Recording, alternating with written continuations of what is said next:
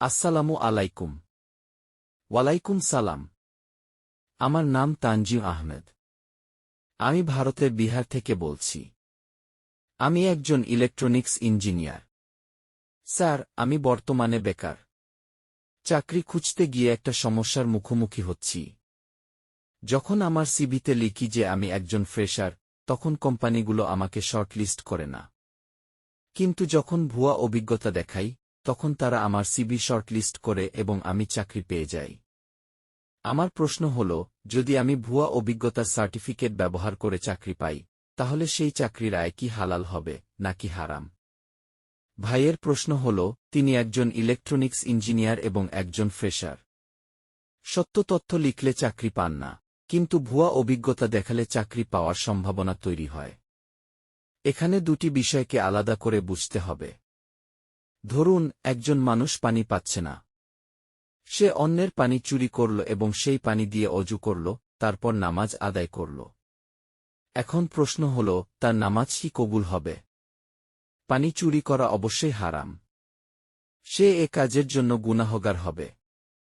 কিন্তু সে যেহেতু পানি দিয়ে সঠিকভাবে অজু করেছে, তাই তার অজু সম্পন্ন হয়েছে এবং নামাজও সহিহ হবে। একইভাবে, যদি আপনি ভুয়া সার্টিফিকেট তৈরি করেন, তাহলে সেই জালিয়াতির জন্য আপনি দায়ী থাকবেন এবং আল্লাহর কাছে জবাবদিহি করতে হবে।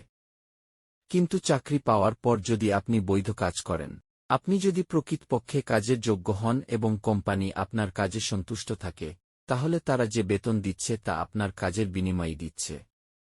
আপনি যদি নিষ্ঠা, দক্ষতা ও সততার সঙ্গে দায়িত্ব পালন করেন এবং কোম্পানি খুশি হয়ে আপনাকে বেতন দেয় বা বেতন বৃদ্ধি করে, তাহলে সেই আয় হালাল হবে।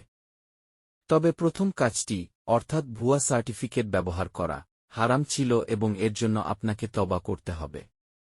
আপনার উচিত আল্লাহর কাছে ক্ষমা প্রার্থনা করা। আরও উত্তম হল, যদি কখনো সুযোগ আসে এবং আপনার বস আপনার কাজে সন্তুষ্ট থাকেন, তাহলে আপনি সত্য কথাটি জানাতে পারেন। ধরুন, আপনি 5 বছর ধরে সফলভাবে কাজ করছেন। তখন বলতে পারেন, স্যার, আমি একটি ভুল করেছিলাম। আশা করি আপনি আমাকে ক্ষমা করবেন। চাকরিতে যোগ দেওয়ার সময় আমি অভিজ্ঞতার বিষয়ে সঠিক তথ্য দিইনি কি, তখন হয়তো তিনি আপনার সততা দেখে খুশি হবেন। অবশ্য ঝুঁকিও আছে, তিনি চাকরি থেকে সরিয়েও দিতে পারেন। সুতরাং ভুয়া সার্টিফিকেট তৈরি করা হারাম এবং সেজন্য গুনাহ হবে। কিন্তু পরবর্তীতে বৈধ ও সঠিক কাজের বিনিময়ে যে বেতন অর্জিত হয়, তা হালাল। আপনি আন্তরিকভাবে তওবা করলে আল্লাহ চাইলে আপনাকে ক্ষমা করে দেবেন ইনশাআল্লাহ।